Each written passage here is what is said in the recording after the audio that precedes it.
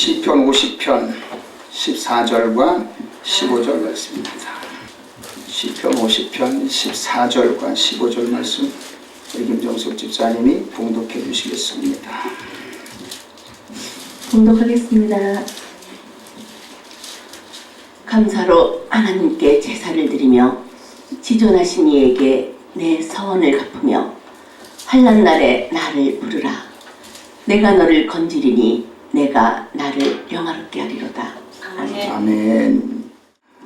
오늘 이 말씀을 통해서 우리는 예수님을 만난 사람들이라고 하는 제목으로 우리가 함께 하나님의 은혜를 나눠보길 원합니다. 저와 여러분들이 주일마다 와서 예배를 드리는 이유가 뭘까요? 그리고 순간순간마다 어려울 때, 힘들 때, 갈등할 때 속으로 또는 밖으로 주님을 외치는 이유가 뭘까요? 예수님 만나주세요. 하나님 만나주세요. 나를 만나주세요 하는 외침이 있기 때문에 저와 여러분들은 하나님을 찾습니다. 그리고 매 주일마다 또는 새벽마다 밤마다 하나님 앞에 나와 예배를 드리는 이유가 뭘까요? 예수님을 만나기 위해서. 그리고 예수님 나를 만나주세요. 내가 아파요. 내가 괴로워요. 내가 힘들어요. 나 갈등하고 있어요. 나 어려워요. 나를 좀 만나주세요 하고 하나님 앞에 드리는 것이 바로 예배라고 하는 겁니다. 세상에 많은 사람들은 아파도 아프지 않은 척, 힘들어도 힘들지 않은 척, 자기 혼자 무엇인가 다 이루어갈 것 같은 그런 마음으로 살아가지만 그들이 그래서 다 잘 사는 것 같고 평안한 것 같고 행복한 것 같고 주일날이면 들로 산으로 나아가 즐기는 인생인 것 같지만 그들의 속은 이미 다 멍들어 있는 것을 우리는 이미 알고 있습니다. 우리는 그런 삶을 통해서 어떤 모습으로 주님 앞에 나아가야 할까요? 그들이 아닌 척 하더라도 그들은 이미 병들어 있기 때문에 어딘가 마음 한구석에 누군가를 만나고 싶고 누군가에게 무엇인가를 털어놓고 싶고 자기 마음을 알아줬으면 하는 마음이 누구에게든지 다 있습니다. 그렇기 때문에 우리는 예수님을 만나야 하고 그 예수님을 만남으로 인해서 우리의 문제가 해결되어져야 하고 그 예수님께 우리의 마음을 드림으로 인해서 아까 찬양의 고백을 했던 것처럼 기쁨과 평안을 얻고 궁극적으로 영생을 얻을 수 있는 아름다운 삶을 살아야 하는 것이 바로 우리의 인생인 것을 보게 됩니다. 오늘 본문 15절에서는 14절과 15절에서는 이렇게 다시 한번 이야기합니다. 감사로 하나님께 제사를 드리며 지존하신 이에게 내 소원을 갚으며 환난 날에 나를 부르라.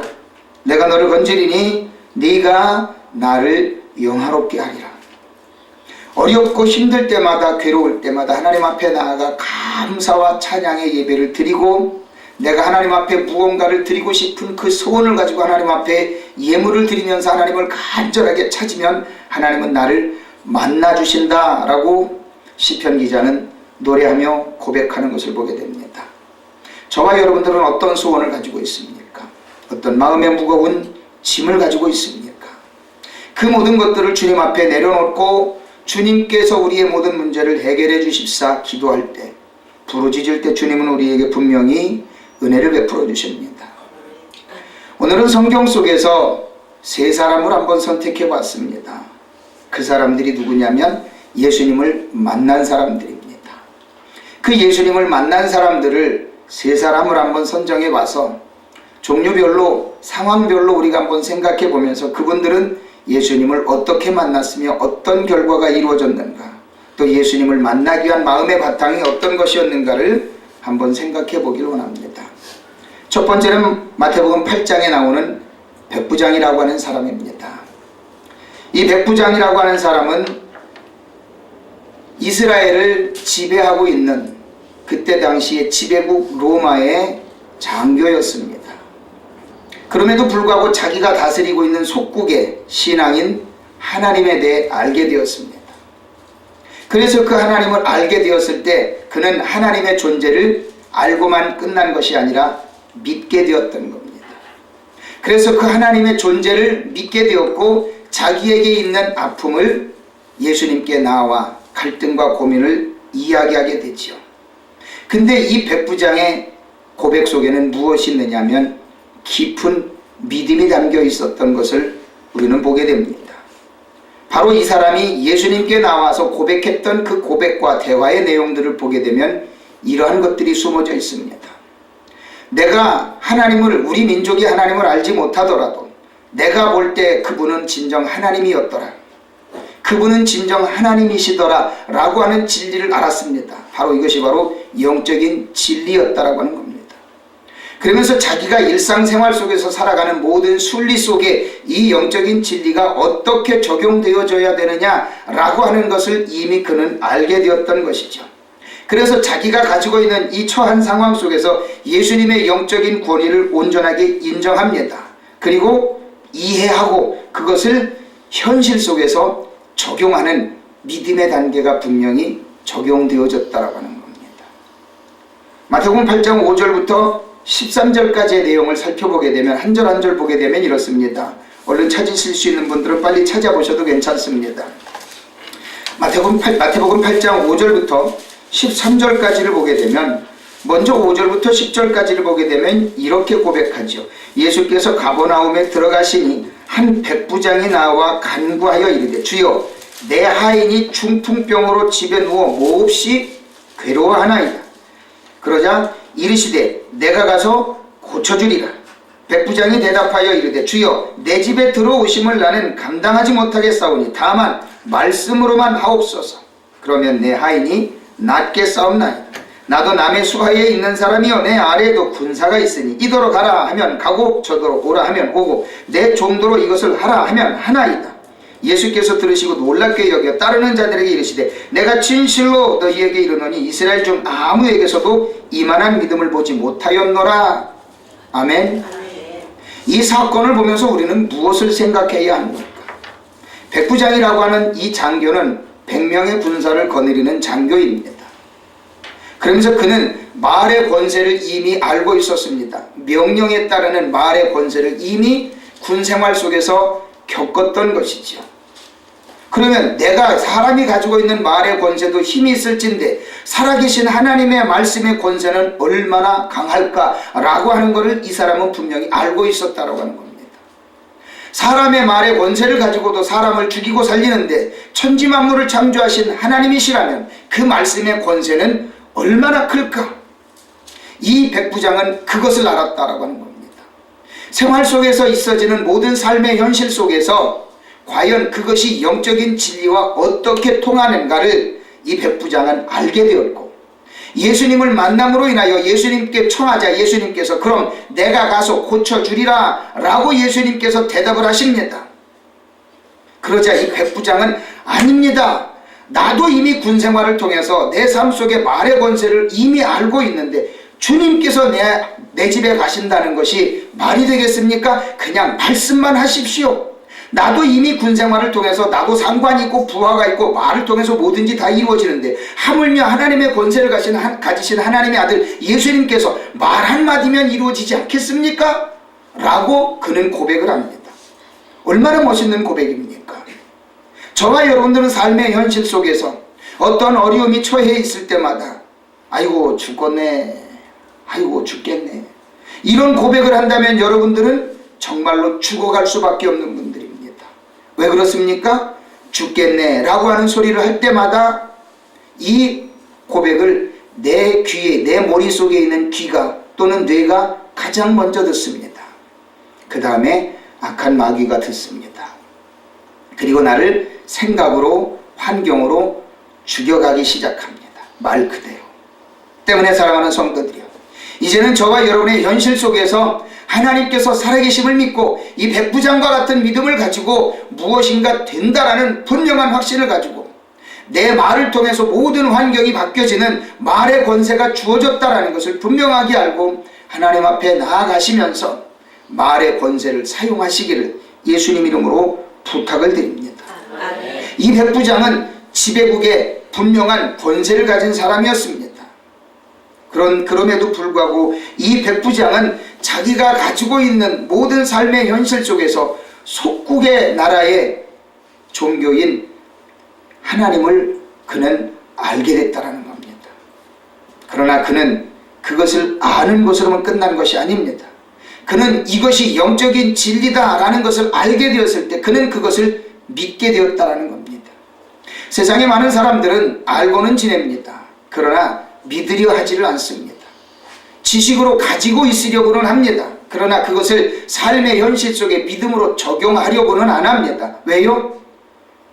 자존심이 걸려있고 자기 경험이 걸려있기 때문에 내가 그래도 저 사람들을 지배하고 있는 나라의 장교인데 내가 다스리고 있는 속국의 그 신앙을 내가 믿어? 이건 도저히 있을 수 없는 일입니다.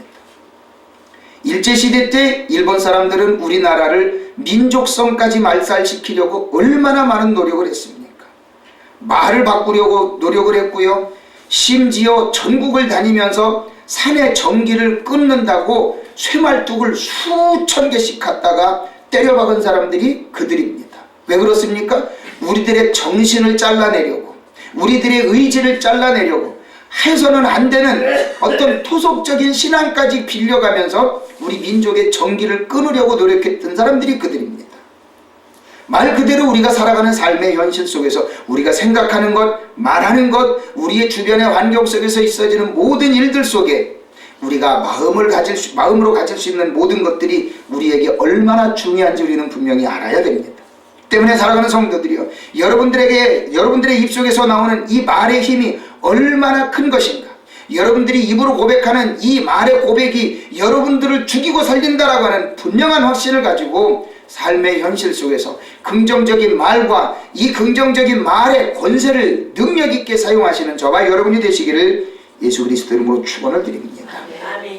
예수님께서는 이 백부장을 칭찬하십니다. 칭찬하실 때 뭐라고 칭찬합니까? 이스라엘 중에 아무에게서도 이만한 믿음을 보지 못하였노라. 아니, 하나님을 알고 깨닫고 섬기는 그 이스라엘 백성들보다도 더 큰 믿음을 이 백부장이 가졌다라고 하는 거예요. 예수님이 그 말씀을 하시는 의미는 뭡니까? 늘 신앙생활을 한다면서도 형식적으로, 의식적으로, 거칠애로 신앙생활을 하는 사람들이 너무나도 많았다라고 하는 겁니다. 이 예수님의 말 속에는. 이 백부장을 향한 이 칭찬이 얼마나 이 이스라엘 백성들에게는 부끄러운 모습일까요? 우리는 이러한 신앙생활 속에 빠지지 않기를 소망하면서 이 예수님께서 백부장에게 하셨던 칭찬이 저와 여러분에게 향하는 칭찬이 되시기를 예수 그리스도 이름으로 축원을 드립니다. 하나님을 신실하게 섬기고 하나님을 전폭적으로 의지하면서 하나님께서 주시는 그 말씀의 권세를 따라 하나님을 영화롭게 섬기는 아름다운 삶으로 나아가시면서 하나님을 기쁘시게 하는 것은 물론이요, 저와 여러분의 삶 속에 놀라운 능력이 나타나는 아름다운 역사가 있기를 예수 그리스도 이름으로 축원을 드립니다. 아멘. 이 백부장은 군인이었습니다. 그 군인으로서의 모든 할 수 있는 모든 권세를 예수님 앞에 와서만큼은 포기했습니다. 왜요? 그 권세에 굴복하는 평소 군인으로서의 삶이 그에게는 있었기 때문에 아랫사람을 다스리는 권세보다는 윗사람에게 복종하고 순종하는 것을 예수님께는 확실하게 보여드렸다라고 하는 겁니다. 그렇기 때문에 그는 하나님의 능력을 맛봤던 것이죠. 또한 이 백부장은 자기가 다스리고 있는 자들의 아픔을 알고 있었습니다. 즉 그가 데리고 있는 자기 자신을 위해서 헌신하는 이 하인이 중풍병에 걸린 것에 대해서 그는 안타까운 사랑과 자비의 마음을 가졌다라고 하는 겁니다. 그렇기 때문에 장교로서의 자존심을 버리고 예수님에게 나아가서 내 하인이 중풍병에 걸려서 괴로워하고 있으니 이 하인을 좀 살려주옵소서라고 하는 자기 자존심을 내려놓고 청혼할 수 있는, 누구를 위해서? 자기 아랫사람을 위해서 청혼할 수 있는 사랑과 자비의 마음을 그는 가졌다라고 하는 겁니다. 그렇기 때문에 그는 예수님의 사랑을 힘입을 수 있었던 것이지요. 또 한 가지 생각해 볼 수 있는 것은 바로 이 백부장은 예수님 앞에 겸손한 모습을 가졌다라고 하는 겁니다. 내가 가서 고쳐주리라 라고 이야기를 하자 백부장은 주여 내 집에 들어오심을 나는 감당하지 못하겠나이다. 나 같은 존재를 위해서 주님께서 직접 가신다는 게 무슨 말씀입니까? 그냥 말씀만 하옵소서. 너무나도 겸손한 모습이었던 것이지요. 이 땅을 살아가는 동안에 하나님을 섬긴다 하면서도 하나님을 향한 경외의 마음이 뭘까요? 두렵고 떨리는 마음이 경외하는 마음입니다. 하나님을 향한 이 마음이 저와 여러분들 마음속에 두렵고 떨리는 마음으로 있어야 됩니다. 늘 하나님을 생각할 때 두렵고 떨리는 마음으로 내 마음이 늘 두근거려야 합니다. 어느 순간 그 마음이 사라지기 시작한다면 여러분의 믿음은 다시 한번 점검해 봐야 합니다. 아이고, 하나님이 요것만큼은, 아이고, 그래도 하나님이 요것만큼은, 이런 이상한 생각을 갖게 된다면 하나님을 향한 두려움, 떨리는 마음은 조금씩 사라지게 된다는 겁니다. 이 마음이 저와 여러분의 마음 가운데 조금이라도 생기기 시작하는, 한 토록만큼이라도 생긴다면 여러분들은 그 마음을 빨리 바꿔야 합니다. 그래야만 하나님께서 베풀어 주신 그 은혜와 사랑과 능력을 저와 여러분의 것으로 만들 수 있게 된다는 사실을 믿으시기를 예수 그리스도로 축원을 드립니다. 아멘. 예수님께서는 결론적으로 백부장에게 뭐라고 말씀하십니까? 내 믿음대로 될지어다 라고 예수님께서 13절에 고백하시는 것을 보게 됩니다. 믿음대로 될지어다는 뭡니까? 네 마음대로 해라 라고 하는 자포자기가 아닙니다. 네가 생각하고 꿈꾸는 그 모든 것들을 믿음대로 그대로 될지어다 라고 하는 예수님께서 복을 주시는, 직접적인 복을 주시는 아름다운 권세 있는 말씀인 것을 우리는 보게 됩니다. 여러분들은 어떤 꿈을 꿉니까? 어떤 믿음의 그릇을 가지고 어떤 것을 담기를 원하십니까? 백부장과 같은 이 큰 믿음을 가지고 하나님의 권세를 인정하고 사용하면서 하나님의 영광을 마음껏 누릴 수 있는 하나님의 거룩한 백성들이 되어지시기를 예수 그리스도 이름으로 축원을 드립니다. 아멘. 두 번째 생각해 볼 수 있는 사람이 있습니다. 그 사람은 마태복음 15장에 나와 있는 수르보니게라고 하는 지역에서 온 여인입니다. 이 여인은 하나님을 향해서, 예수님을 향해서 열정을 품었던, 믿음의 열정을 품었던 여인이었습니다. 이 여인을 볼 때 우리는 자녀를 향한 우리 부모의 마음이 분명히 간절하게 포함되어져 있는 것을 보게 됩니다. 이 수르보니게 여인은 유태인이 아닌 이방인이었습니다. 수르보니게라고 하는 이스라엘에서 벗어난 그런 지역에서 하나님을 알 수 없는, 하나님을 섬길 수 없는, 선택받지 않은 이방인이었습니다. 그럼에도 불구하고 예수님의 존재를 알았고, 하나님의 존재를 알았고, 하나님의 능력을 믿었습니다. 그런데 그에게는 귀신 들린 딸이 있었습니다. 이 귀신 들린 딸을 통해 이 엄마는 늘 괴롭고 아팠습니다. 엄마와 아빠 중에 자녀를 사랑하는, 가장 많이 사랑하는 사람은 누굴까요? 엄마일까요? 아빠일까요? 묻는 사람이 바보지요. 엄마나 아빠나 똑같이 자녀를 사랑합니다. 자녀들에게 질문할 때 가장 곤란한 질문이 뭐냐면 엄마 좋아? 아빠 좋아? 물어보면 애기들은 곤란해 한답니다. 근데 똑똑한 아이들은 그렇게 대답한대요. 엄빠. 엄마 아빠를 다 좋아하기 때문에 엄빠라고 그런대요. 여러분, 웃자고 한 얘기입니다만 부모의 사랑이 그만큼 애틋하기 때문에 드리는 말씀입니다. 이 수르보니게 여인은 마태복음 15장 21절부터 28절까지는 이러한 사건이 나오죠. 자녀를 사랑하는 그 절박함 때문에 자기 자신의 모든 자존심을 다 내려놓고 예수님 앞에 나와서 예수님을 의지하는 이 믿음의 고백을 드리는 그 모습을 보게 됩니다. 이 여인에게서 우리가 볼 것은, 이 대목을 읽어보기 전에 한번 생각해 볼 것은 뭐냐면, 자기 자녀가 어떤 질병을 가지고 어떤 어려움을 가지고 있는지 남한테 이야기한다는 것이 사실은 쉽지가 않습니다. 왜일까요? 자기 자존심이 걸려 있고요. 그리고 자녀의 자존심도 걸려 있고요. 자기의 무능력한 것 같은 이 자격지심이 얼마나 강하게 나타나는지 모릅니다. 그렇기 때문에 자기 자녀에 대한 이야기를 누구에게 함부로 한다는 것 자체가 조심스러운 일이고, 한편으로는 너무나도 가슴 아픈 일입니다. 그렇기 때문에 자녀의 이야기를 남에게 한다는 것이 사실은 쉽지가 않습니다. 그런데 이 수르보니게 여인은 예수님 앞에 나와서 솔직하게 이야기를 합니다. 주님이요, 내 딸이 귀신 들려 괴로워하고 있습니다라고 그러면서 불쌍히 여겨주소라고 이야기합니다. 21절부터 28절까지의 내용을 통해 보게 되면 우리가 하나하나 살펴볼 때 예수님과 수르보니게 여인과의 대화 속에서 얼마나 그 절박함을 깨달아 알 수 있는지 봅니다. 가나안 여자라고 하는 것은 수르보니게 여인, 즉 이방 여인을 이야기하죠. 그런데 이 이방 여인이 주님께 나와서 하는 이야기입니다. 주 다윗의 자손이여 나를 불쌍히 여기소서.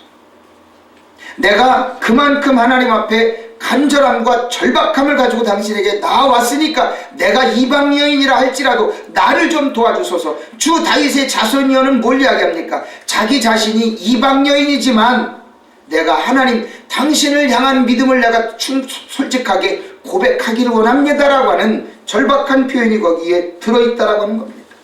그러면서 내 딸이 흉악하게 귀신 들렸나이다 라고 주님께 고백을 합니다. 여러분들 자녀의 단점을 누군가에 가서 이야기할 수 있습니까? 여러분들 같으면 나 같아도 못하겠어요. 자녀들 자존심도 있고 내 자존심도 있고 말 그대로 체면도 있지 어떻게 그런 이야기를 할 수 있겠습니까? 그런데도 불구하고 수르보니게 여인은 예수님을 따르는 많은 사람들이 함께 있음에도 불구하고 예수님의 제자들은 저 여인이 못 오도록 하는 그런 예수님의 주위에서 진치면서 예수님의 주변에 누가 오지 못하도록 둘러싸면서 함께 이동하고 있는 그런 상황이었을 겁니다. 그런데도 불구하고 이 여인은 소리를 지릅니다. 주 다윗의 자손이여 나를 불쌍히 여기소서. 내 딸이 흉악하게 귀신 들렸나이다. 얼마나 창피한 일입니까? 그럼에도 불구하고 주님을 향하여 절규합니다. 절박함을 가지고 예수님께 부르짖어 찾습니다. 그것은 무엇을 이야기합니까? 내가 예수님이 아니면 내 딸의 어려운 문제가 해결되지 않는다라고 하는 분명한 절박함을 가지고 예수님께 나아가는 겁니다. 자기 자신의 처지에 부끄러운 것을 생각하지 않고 오직 해결받아야 되겠다라고 하는 절박함을 가지고 예수님께 나아가 부르짖어 외치는 겁니다. 사랑하는 성도들이요, 여러분들은 이 땅을 살아가는 순간순간을 통해서 그냥 어떤 때는 되면 되고 말면 말고 라고 생각할 때가 있습니까? 물론 더 어렵지 않고 더 괴롭지 않을 경우에는 그냥 그런 대로 가나보다 하겠지요. 그냥 무던하게 가겠지요. 그러나 조금 더 어려워지면 어떻게 됩니까? 여러분의 마음은 조급해지기 시작합니다. 그러다 보면 절박함이 생깁니다. 여러분들에게 그렇게 되라는 이야기는 아닙니다. 이 상황을 보고 우리가 분명히 배워야 할 것이 뭡니까? 아무리 사소한 문제가 생긴다 하더라도 여러분은 예수님을 향하여, 하나님을 향하여 절박한 마음 가지고 부르짖어 기도하는 습관들을 갖자라고 하는 겁니다. 아멘. 이것쯤이야 뭐 시간 되면 흘러가다 보면 해결되겠지 뭐 자연스럽게 되겠지 뭐 라고 하는 생각을 가지게 된다면 여러분은 하나님을 향한 믿음이 성장할 수가 없는 것입니다. 아무리 사소한 일이라도 아무리 작은 일이라도 하나님을 향하여 내 마음이 절박함을 표현하면서 하나님 앞에 이 모든 것들을 해결해 달라고 기도하는 저와 여러분들이 분명히 되어져야 합니다.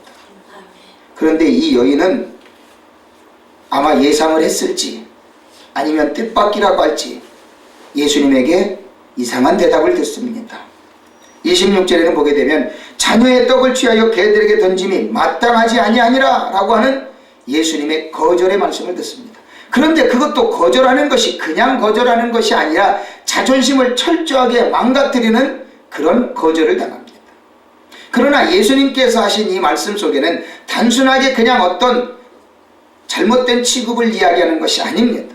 예수님에게는 분명한 의지가 있습니다. 하나님께 특별히 선택받은 하나님의 백성들을 먼저 생각하는, 하나님의 백성들을 배려하는 마음이 있지요. 그리고 하나님께서는 그 백성들이 먼저 하나님의 은혜와 사랑을 받아야 할 것에 대한 분명한 목표를 가지고 오셨고요. 그것이 표현상 개들에게 라고 하는, 우리가 흔히 이야기하는 개 취급하는 그런 표현이 나왔던 것입니다. 물론 긍정적으로 생각하든 부정적으로 생각하든 그 말 자체가, 단어 자체가 사실 좋은 것은 아닌 것은 사실입니다. 그런데도 불구하고 이 수르보니게 여인은 예수님에게 다시 한번 이 모든 것을 자존심을 내려놓고 이야기합니다. 보통 사람 같았으면 아니 나를 개 취급하는 거야? 라고 하면서 따지고 덤비면서 싸웠을 수도 있습니다. 그러나 이 수르보니게 여인에게는 그것이 문제가 아닙니다. 지금 당장 급박한 것은 내 자존심 따위는 아무런 상관이 없습니다. 왜요? 내 딸만 살릴 수 있다면, 내 딸에게 들려있는 저 귀신이 나갈 수만 있다면 내게는 이 자존심이라는 건 아무런 상관이 없다고 하는 겁니다. 그 마음, 그 절박함이 있었기 때문에 수르보니게 여인은 이 예수님께 다시 한번 간청합니다. 27절을 보게 되면 이렇게 이야기하죠. 주여 올소이다마는 개들도 제 주인의 상에서 떨어지는 부스러기는 먹나이다.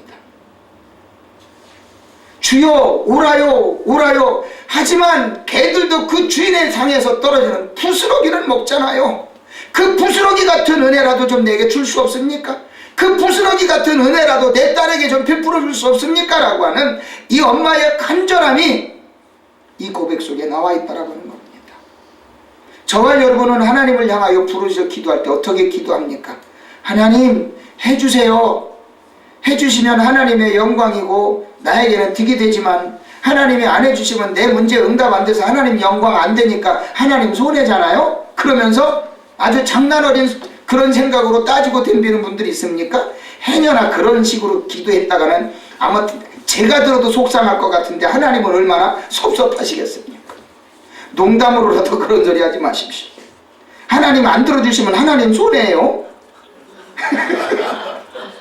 이거는 하나님과 장난하는 거예요. 하나님과 거래하자는 거예요. 여러분, 이것은 하나님과의 거래가 아니라는 거예요. 수르보니게 여인에게 분명히 배워야 될 건 뭐예요?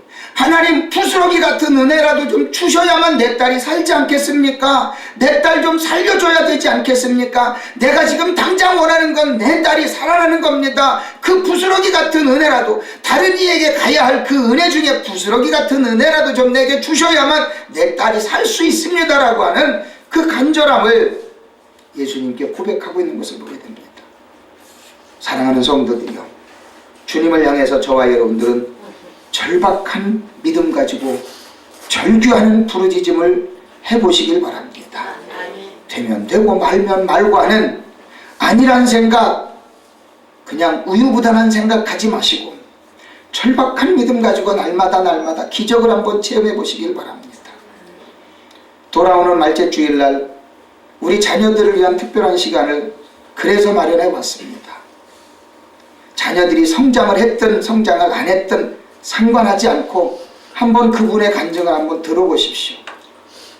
상황이 좋은 상황이 아님에도 불구하고 열악한 가난한 삶의 딸, 가난한 가정의 딸로 태어나서 세 자녀를 하버드대와 보스턴 대학에 세 자녀를 다 보낸 그 기적의 역사가 어떻게 이루어졌나.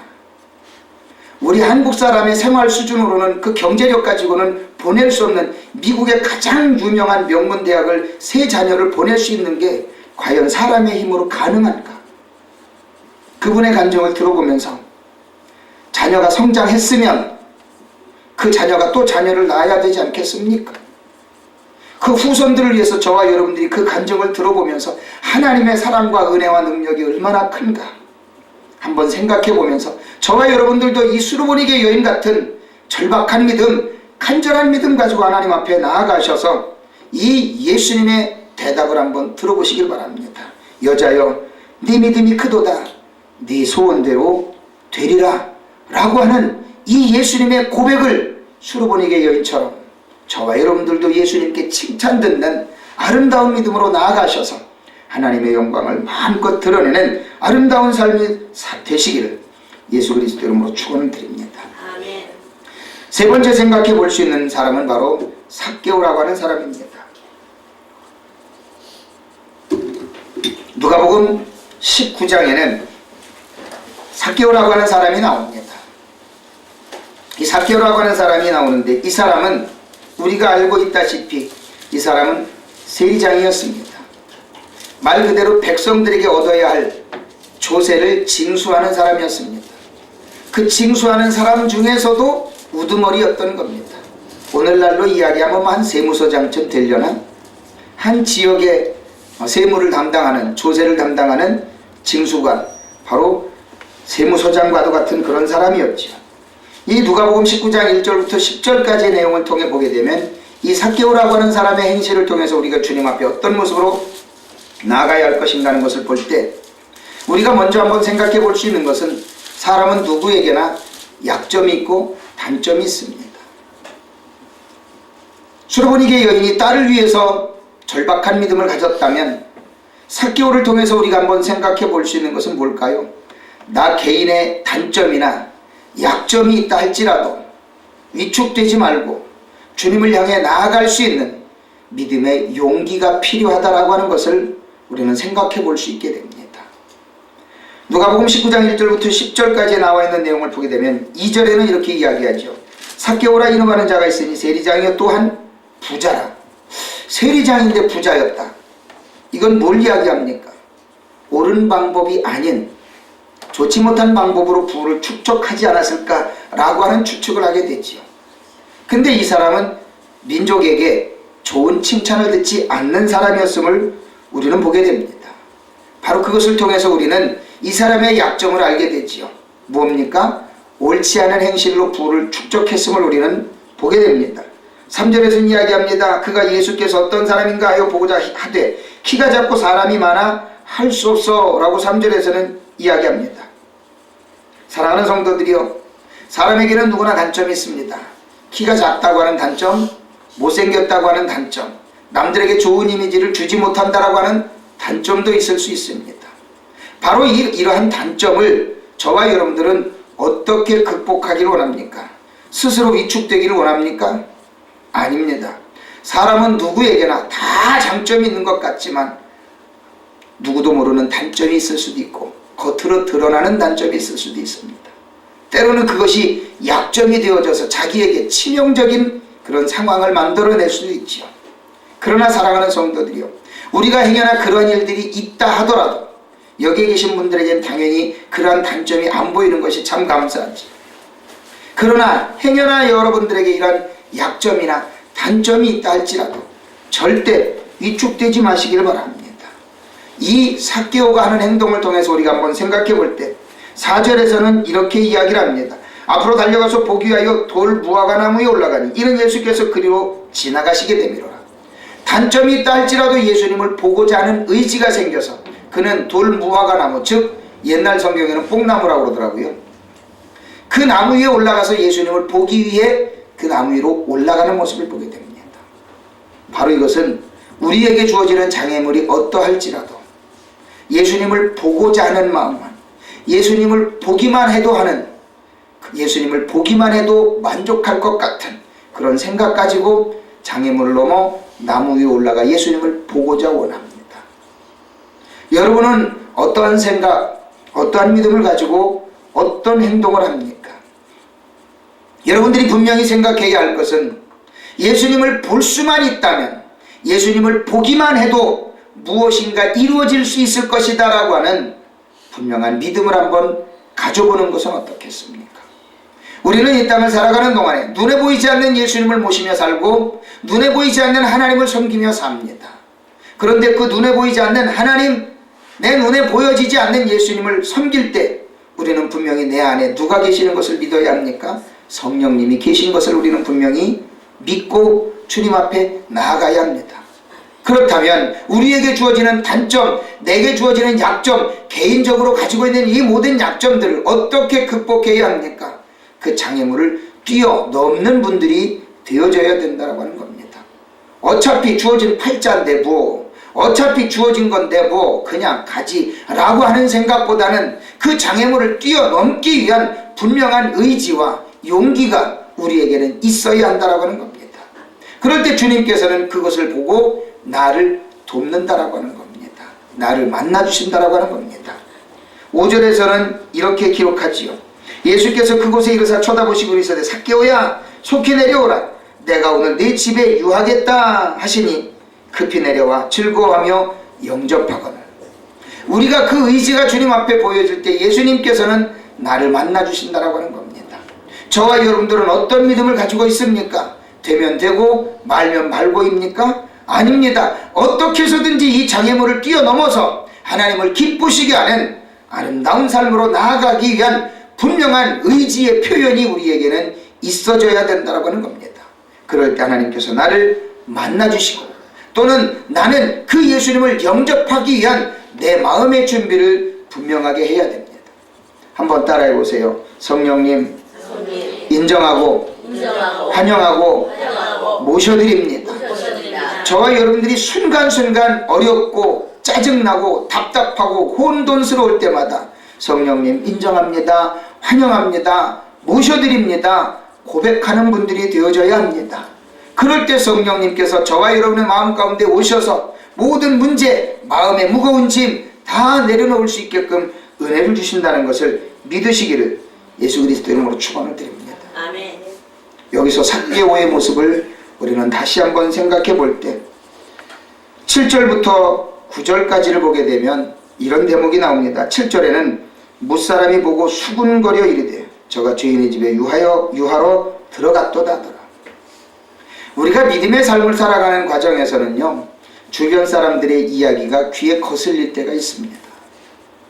여러분, 그 귀에 여러분의 귀를 기울이고 마음을 쓰면 어떻게 될까요? 여러분들의 믿음은 흔들릴 수밖에 없습니다. 저는 주변에 참 안타까운 일들을 많이 봐요. 안타까운 일들을 많이 보는데 9살 때부터 신앙생활을 하면서 지금까지 오면서 좋은 일도 많이 본 건 사실입니다. 그러나 안타까운 현실들은 뭐냐면 주변 사람들의 유혹에 내 믿음이 조금씩 잠식당하는 과정들을 봅니다. 근데 거기에는 어떤 핵심이 있습니까? 그 사람들의 말에 귀를 기울일 때부터 그래? 그랬대? 오, 정말이래? 그러면서 그 귀에 귀를 기울이게 되면 내 믿음이 조금씩 잠식을 당합니다.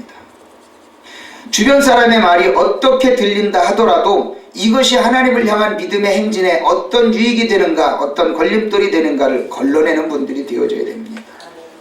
삭개오는 또 예수님은 그 삭개오의 집에 들어가면서 주변 사람들 모든 군중들의 수군거리는 소리에 귀를 기울이지 않았습니다.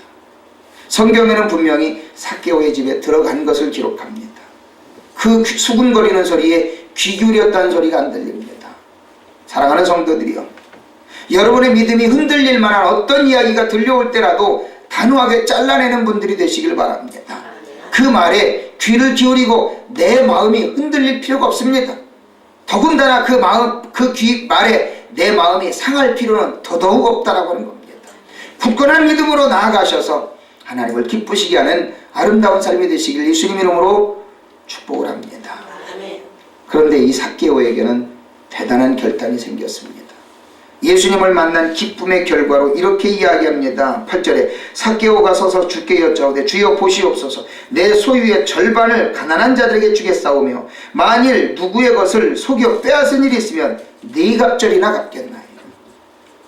이건 무엇을 이야기합니까? 자기 자신의 삶을 다 회개하는 겁니다. 다 바꿔버리겠다라고 하는 겁니다. 내가 여태까지 잘못했던 그 모든 일들을 회개하는 것으로만 끝나는 것이 아니라 회개에 대한 어떤 대가를 분명하게 자기가 다 몸으로 치르겠다라고 하는 겁니다. 많은 분들은 누군가를 미워합니다. 그리고 잘못된 일을 행합니다. 그러다가 회개합니다. 나 하나님께 회개했으니까 됐어. 그러면서 자기 혼자 그걸로 끝냅니다. 이것이 과연 우리의 신앙생활 속에서 나 혼자만 그것으로 끝낼 만한 일일까? 여러분 한번 생각해 보시길 바랍니다. 주님은 우리에게 서로 사랑하라고 말씀하십니다. 그런데 이 사랑이 자기 혼자가 결정했고 자기 혼자가 회개했다고 해서 이것이 마무리되어질까요? 예수님은 분명히 이야기하십니다. 하나님께 제사 드리다가 형제를 미워한 일이 생각나거든 어떡하라고요? 제물을 놓고 형제에게 가서 사과하고 화해한 뒤에 와서 제사를 다시 드리라는 겁니다. 왜 그럴까요? 자기가 잘못했던 행동에 대한 분명한 대가를 치르고 갚는 이런 모습이 분명히 필요하다고 하는 겁니다. 누군가를 마음 아프게 했습니까? 누군가를 속상하게 했습니까? 누군가를 모함했습니까? 하나님께 회개했습니다. 그러면 당사자에게도 가서 분명히 잘못을 이야기하십시오. 그리고 자기 자신이 잘못했던 것에 대한 용서를 하나님께 구했지만 당사자에게도 분명하게 구하면서 내가 잘못한 것에 대한 분명한 마음의 표현을 그에게 할 때 그의 마음이 풀어집니다. 그러면 그는 어떻게 할까요? 나를 끝까지 미워할까요? 아닙니다. 그는 나를 위해 축복의 기도를 할 것은 당연한 것 아니겠습니까? 나는 하나님께 회개했기 때문에 이제는 됐어라고 생각할 때 그 마음이 풀어지지 않으면 그는 나를 향한 그 마음이 온전할까요? 행여나 그가 마음이 너무너무 좋아서 축복의 기도는 할지라도 하나님은 과연 그것을 들어주실까요? 그의 마음이 풀어져야 그의 마음이 나를 위해 축복의 기도를 하고 그 축복의 기도가 값진 기도의 응답이 이루어지지 않겠습니까? 정말로 진실한 축복이 이루어지기 위해서는 어떻게 됩니까? 용서해야 합니다. 그리고 용서를 구해야 합니다. 그래야만 정말로 하나님께서 원하시는 진실한 마음으로 서로를 위한 축복의 기도를 하게 되는 겁니다. 그 사람이 내 마음을 알아주지 못하고 그가 내 마음, 나에게 자신의 솔직한 고백을 털지 않을 때는 진실된 축복이 사실은 나오지 않는 것이 인지상정 아닙니까? 때문에 이 삭개오는 그것을 분명히 알았다는 겁니다. 내 민족에게서 잘못된 것을 거둬들였다면, 잘못된 것으로 빼앗았다면, 잘못된 생각으로 빼앗은 것이 생각난다면 내가 그것에 대한 4배라도 갚겠나이다라고 하는 이 고백을 하는 것을 보게 됩니다. 남을 마음 아프게 하고 남을 속상하게 하고 남을 괴롭게 했다면 그것마저도 우리는 분명히 솔직하게 고백하고 마음을 구하는 것이 바로 이 삭개오를 통해서 우리가 분명히 배워야 할 것이라는 사실입니다. 바로 예수님께서 말씀하신 것처럼 회개에 합당한 열매를 맺어야 한다고 하는 겁니다. 회개에 합당한 열매를 맺지 않으면 이미 나무 뿌리는 도끼에 찍힌 것과 똑같이 땔감으로 준비된다라고 예수님께서는 말씀하시지 않습니까? 저와 여러분들이 회개에 합당한 삶으로 아름다운 열매를 맺어 주님을 기쁘시게 하는 아름다운 삶을 사시길 바랍니다. 예수님께서는 이 삭개오에게 축복의 말씀을 합니다. 오늘 구원이 이 집에 이르렀으니 이 사람도 아브라함의 자손이로다 라고 이야기를 합니다. 그러면서 예수님께서는 마지막 10절에 인자가 온 것은 잃어버린 자를 찾아 구원하려 함이니라 라고 당신이 오신 사역에 대한 분명한 목적을 이야기해 주시는 것을 보게 됩니다. 때문에 사랑하는 성도들이요, 삭개오를 통해서 자기 자신 개인이 주님과의 어떤 관계가 온전하게 이루어져 있는가를 분명하게 보면서 하나님을 기쁘시게 하는 아름다운 삶으로 나아가시기를 예수 그리스도 이름으로 축원을 드립니다. 아멘. 오늘 말씀의 결론을 드립니다. 시편 50편이지요. 오늘 본문은 14절과 15절이었습니다. 그런데 이 14절과 15절의 고백을 하기 위해서는 1절부터 6절까지를 우리가 한번 생각해 봐야 합니다. 시편 50편 1절부터 6절까지는 이렇게 이야기를 하죠. 전능하시니 여호와 하나님께서 말씀하사 해 돋는 데서부터 지는 데까지 세상을 부르셨도다. 온전히 아름다운 시온에서 하나님이 빛을 비추셨도다. 우리 하나님이 오사 잠잠하지 아니하시니 그 앞에는 삼키는 불이 있고 그 사방에는 광풍이 불리로다. 하나님이 자기의 백성을 판결하시라고 위 하늘과 아래 땅에 선포하여 이르시되 나의 성도들을 내 앞에 모으라. 그들은 제사로 나와 언약한 이들이니라 하시도다.